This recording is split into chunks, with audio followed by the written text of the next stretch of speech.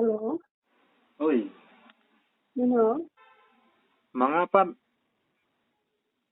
tidak kenal Hmm. nabi? Ya, Tidak kenal. Harian kan lupa. Dan ombel. Hmm. Oh, tapi orang pan menen wan kandu syadam. Mana tu bawa mentah di mana ki?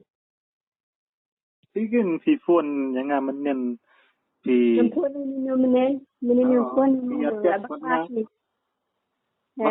maklare, Tiba maklare. masih itu yang masih chat yang masih ki. Ha? Mapili mana am itu lagi pi habang habibre ba kami tu ngan ang ang ta? Hawala itu bahate. Ya, itu La itu bah. itu le sa sino. Wah, tak satu suyupan. Mulai muyong. Nam itu le kan. Mitu se.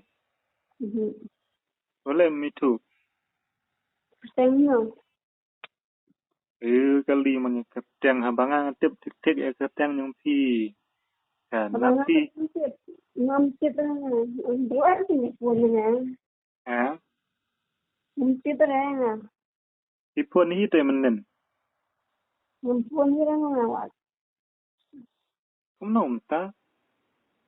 Tala bakal kita. Bak bakalare. Bakal abang akan Yung pat sendiri. wan prangkol. He. Yung pat prangkol. Perangkol ya kata. Prangkol ya pi.